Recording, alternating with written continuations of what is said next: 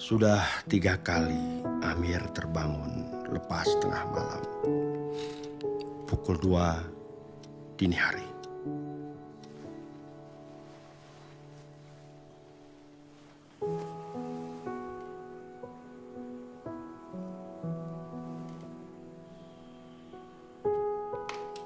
Enam bulan sudah ia berumah tangga.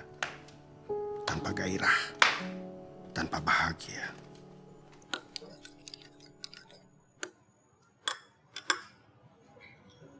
Kepada ibunya dulu, ketika sakit parah, ia telah menyerah untuk menikah. Dicobanya segala cara, ditempuhnya segala jalan. Tetapi segalanya sia-sia. Hidupnya bertambah celaka. Ya Allah, apa gerangan salahku? Kasihan ibuku, kasihan istriku, kasihan aku, kasihan Bambang, kekasihku.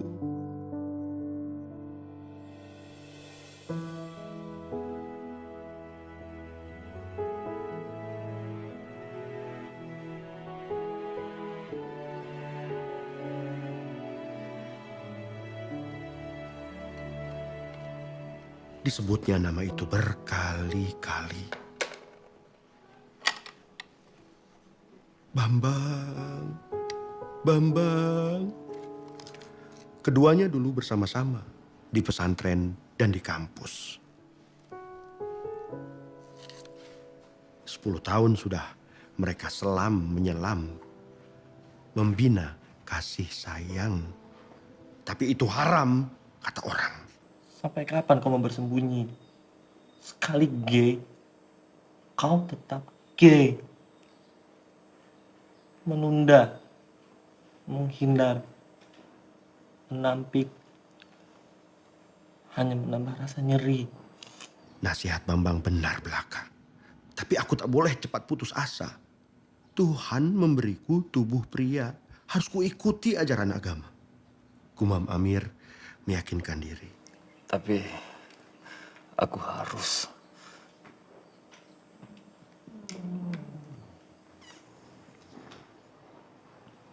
Kalau begitu, kita harus berpisah, sayang. Aku pamit. Aku akan segera raih. Aku akan segera pindah ke lain kota. Aku kasihmu, bukan menghalang hidupmu. Ini cincin dariku. Tahu saya kita bertemu lagi. Meski cintaku padamu tak kunjung henti. Tapi kan kita masih bisa ketemu. Ini cuma nikah. Amir, dalam hidup jangan bertindak setengah-setengah. Apapun yang kau pilih, lakukan dengan hati penuh. Seluruh. Seharusnya kamu lebih ngerti.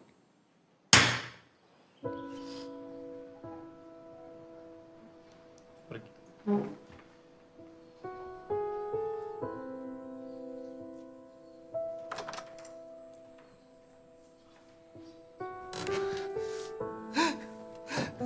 Bambang lalu menghilang, tak tahu rimba. Amir hidup bersama istri. Tapi angan-angannya melayang, mencari Bambang selalu.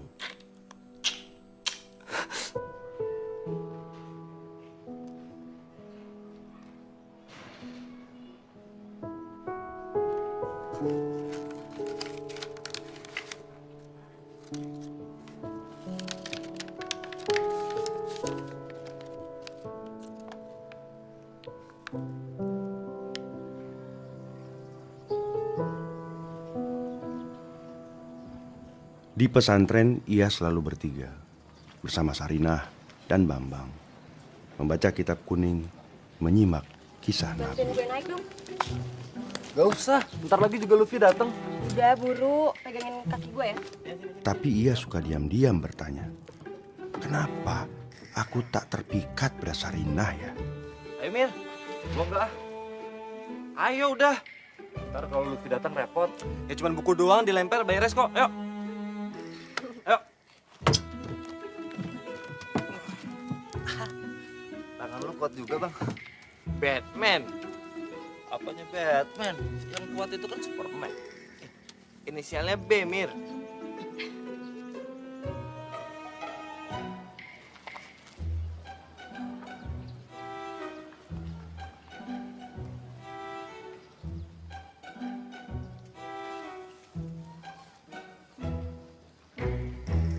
Lutfi mana sih?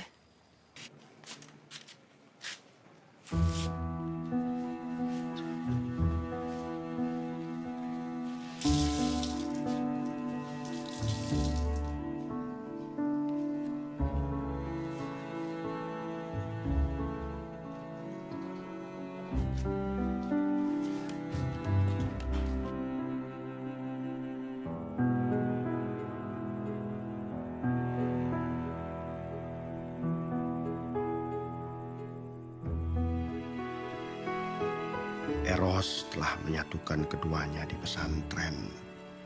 Siapakah yang mesti disalahkan? Semua terjadi begitu saja, tanpa rencana.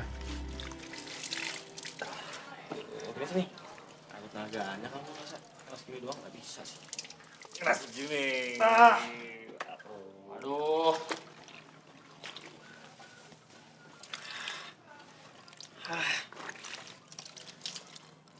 Lagi nih.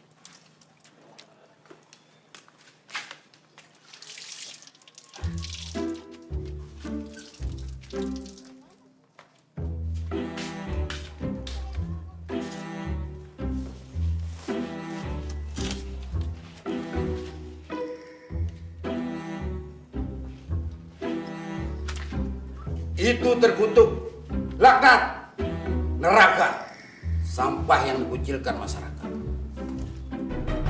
Kenapa kalian mengincar jenis lelaki di antara manusia? Dan justru meninggalkan istri-istri yang diperuntukkan Tuhan untukmu. Kalian benar-benar kaum yang melampaui batas. Tapi orang-orang itu berbalik mengancam. Lut yang tidak berdaya, mohon perlindungan yang Maha Kuasa. Maka para malaikat pun datang. Dan Lut langsung pergi malam itu juga. Kampung itu segera diluluh lantakan. Maka ketika azab kami datang, kami jadikan negeri Lut menjadi terbolak-balik.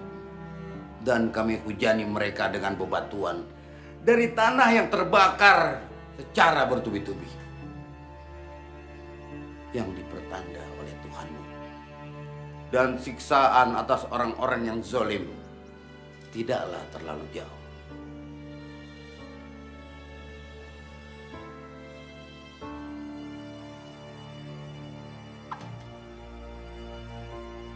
Sejak lama disadarinya, dalam agama apapun hubungan itu dilarang. Yang ada hanya kutukan, cemooh, serta ancaman. Bagi laki-laki yang suka laki-laki. Hubungan yang melawan kodrat, cinta yang tak membuahkan keturunan, perbuatan bejat yang menjadi sasaran kutukan Tuhan. Ku inginkan jalan yang kau ridhoi, jalan Allah yang dirintis para nabi. Dikuatkannya niat Pedoman menerjang hidupku di benteng bumi naluri. ini. Ia ingin mencintai wanita dan membentuk keluarga sakinah. Ya itu. Perempuan muda yang cerdas dan ayu itu tak menumbuhkan gelora rupanya. Tak dirasakannya getaran, tak dialaminya sengatan, hambar belaka.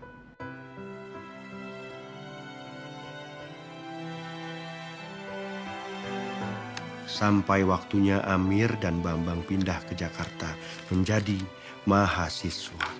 Langit terasa semakin terbuka dan semuanya tampak beda.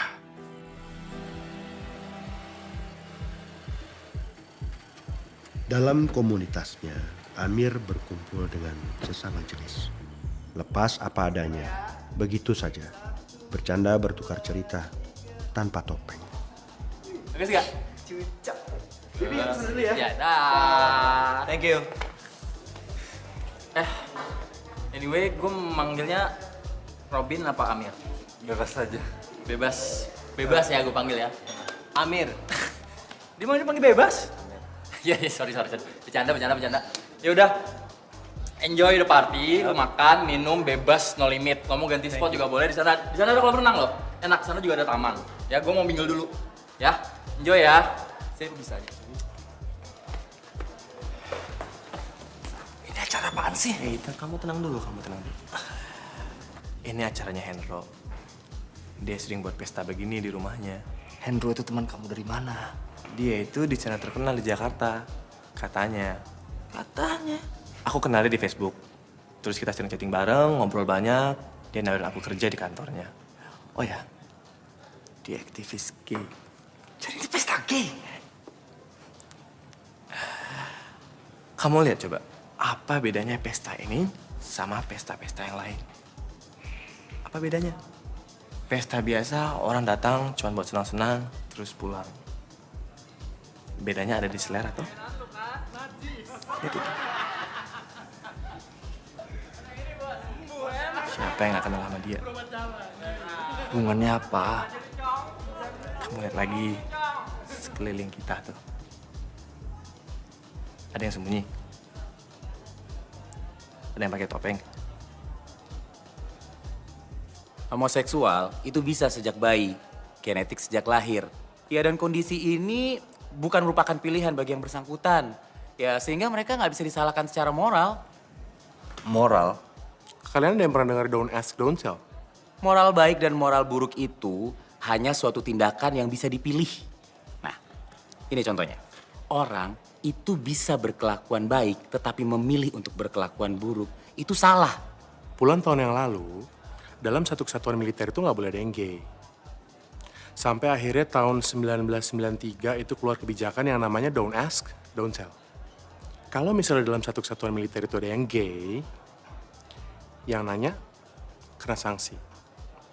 Yang ngasih tahu kena sanksi juga. Dan yang gay, ya kena sanksi. Tapi apakah orang salah kalau dia berkulit sawo matang? Elton John, Neil Patrick Harris, Lance Bass, George Michael, Freddie Mercury, Ricky Martin. Mustahil berjuang jika tak bangga dengan jati diri kita sebagai kaum gay. Da Vinci, Michelangelo, Robert Baden-Powell, bapak pendiri Pramuka. Terus ada Rock Hudson, Plato, Nietzsche, Hans Christian Andersen. Oh, Shakespeare. Di Amerika tuh ya, di beberapa negara bagian udah memperbolehkan pernikahan sama jenis. Tanpa perjuangan itu, di Indonesia kaum gay akan selalu dituding sebagai penyimpangan. Senang ya kalau didukung sama negara.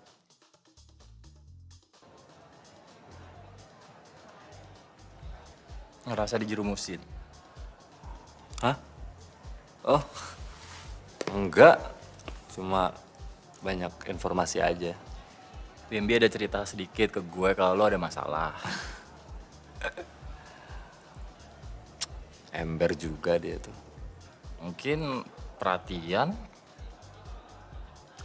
Gini deh Mir, gue mau bilang satu hal ke lo.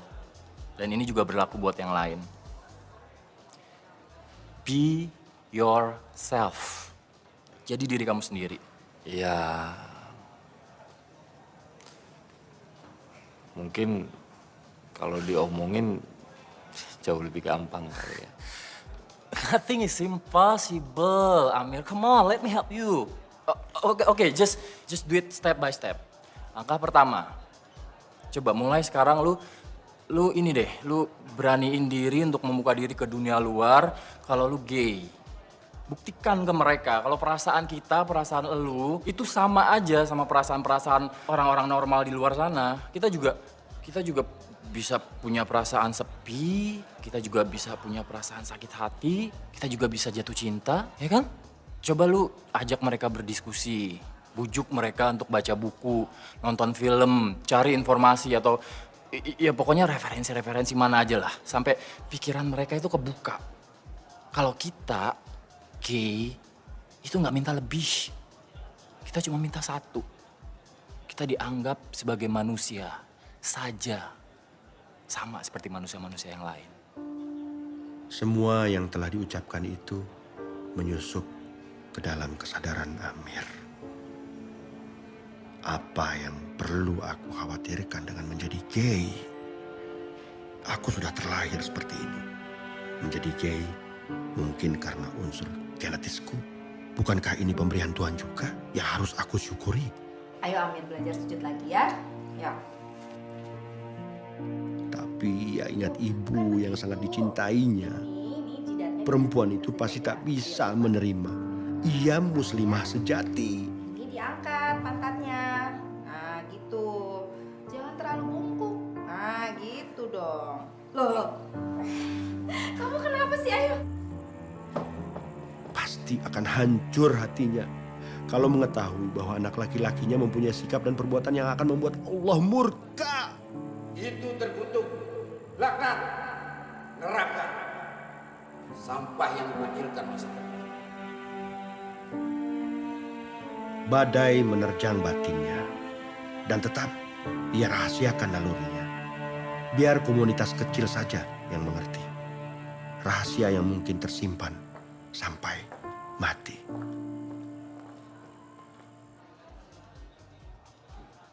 Mir. Adun. Sadaqallahul azim.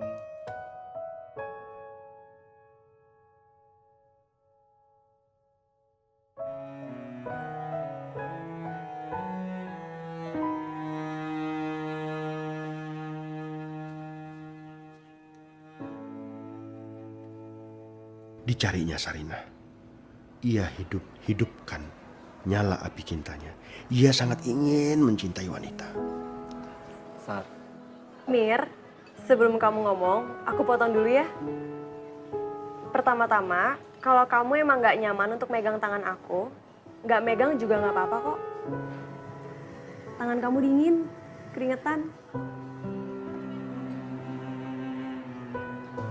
Sarina perempuan cerdas. Gelagat itu semakin jelas ditangkapnya. Amir ternyata hanya bisa ceria kalau Bambang ada di sampingnya.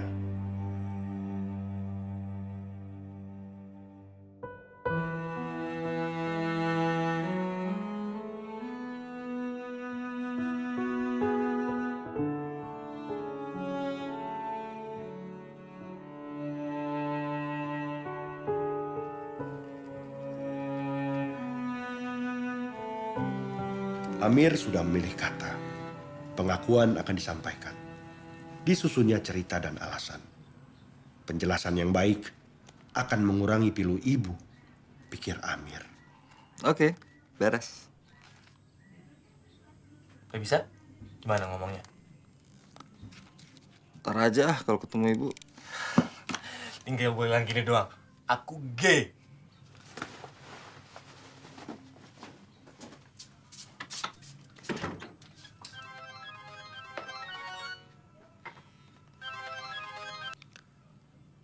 Assalamualaikum. Astagfirullah. Sakit apa? Iya. Baik, saya akan segera ke sana.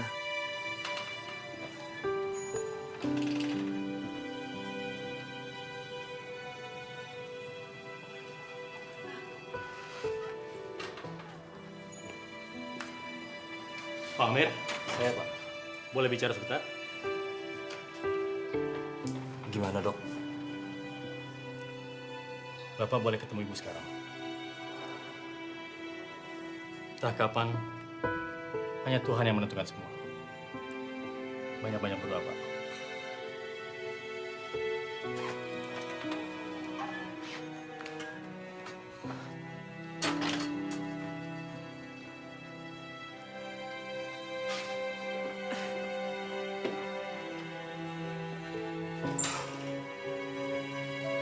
Dua keinginan bertempur kencang sekali di dada Amir.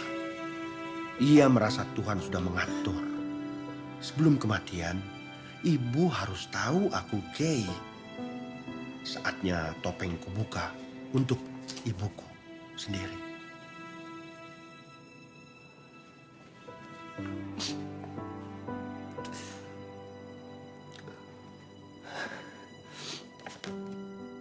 Bu.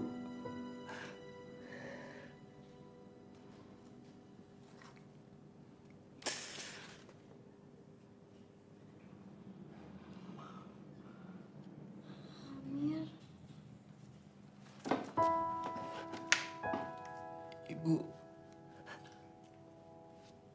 Ibu perlu apa? nah, ini waktu yang baik. Sampaikanlah rahasia yang terdalam di dirimu, jika ada. Tapi Amir tak ingin ibu bertambah luka. Itu menambah cepat malaikat pencabut nyawa. Hatinya berdetak kencang, berlomba dengan detik jam. Ia serba salah. Ingin melihat kau bahagia, Ibu. Ibu tahu kelainan Amir. Anaknya semata wayang tumbuh sebagai homoseks. Ibu hanya menyimpan prasangka itu rapat di hati. Tapi sebagai muslimah, ibu tetap berikhtiar agar Amir berubah menjadi laki normal. Tak ada yang mustahil di bawah awan. Apalagi doa seorang ibu menjelang ajal, pikir ibu. Ibu ingin kamu menikah. Melihatmu berumah tangga. Hanya itu yang membuat ibu bahagia. Bagaimana jika kamu menikah dengan Rimi? Dia murid kesayangan ibu. Parasnya Ayu. Orang tuanya sudah tidak ada. Sekarang dia tinggal bersama pamannya yang miskin.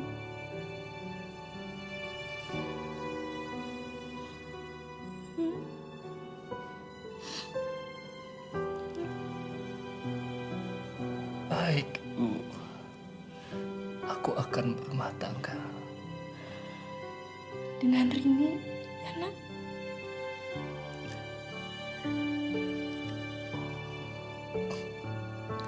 Demikianlah. Maka sejuta paku bagai gerimis entah dari mana menyusup ke dalam urat darah. Melumpuhkan semangatnya.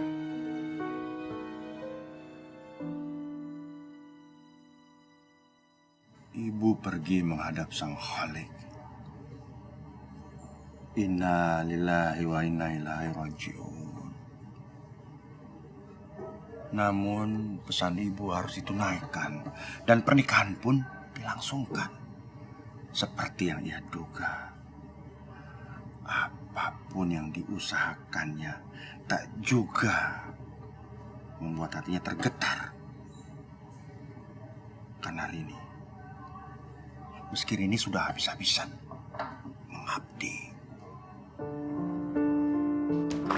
Hari-hari menjelma neraka. Pagi, siang, dan malam bagaikan bara. Kenapa hati tidak mau berdamai? Kenapa tak bahagia dengan istri yang setia? Ibu, dengarkan baik-baik. Ya ibu, anakmu laki-laki ini seorang homoseks. Aku seorang homoseks, ibu. Sudah kulawan naluriku selama ini, tapi tak mampu aku. Aku tetap seorang homoseks. Homoseks. Maafkanlah aku, ibu.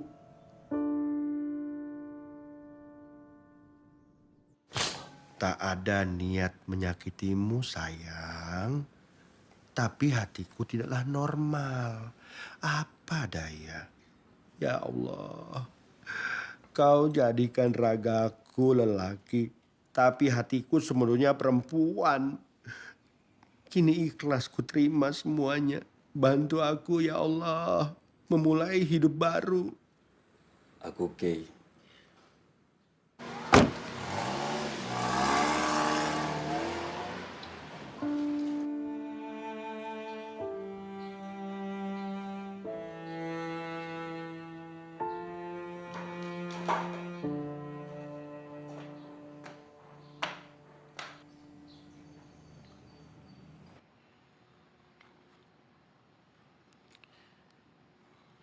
Sama aja.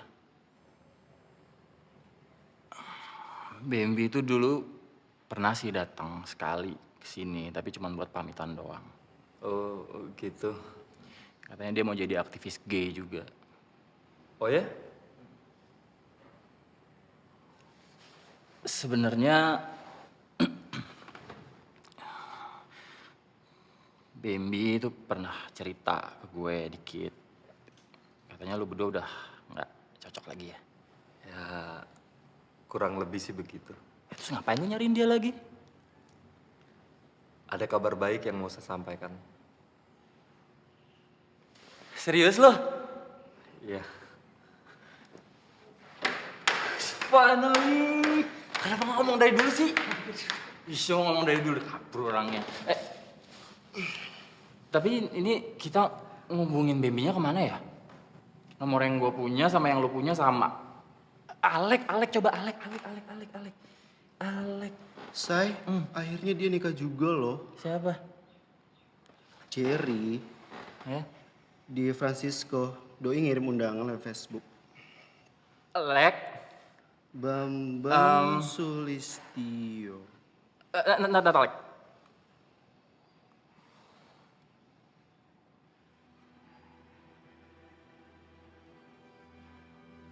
Lek, sorry. Ntar, I call you later ya.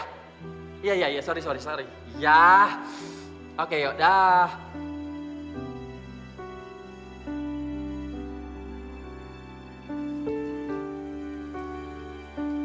Ia yang ragu tempatnya hanya di dasar samudera.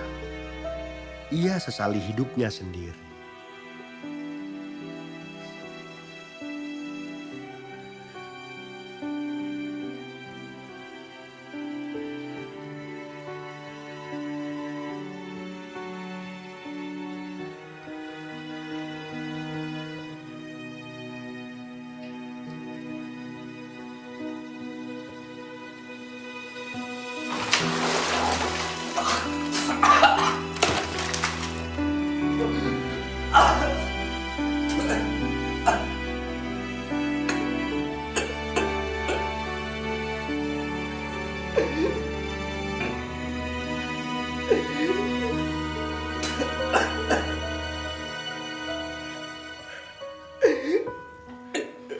Ibu di alam sana kembali tersenyum. Anaknya memang tengah luka. Tapi itu hanya awal untuk menjadi perkasa karena Amir sudah berani terbuka pada dunia.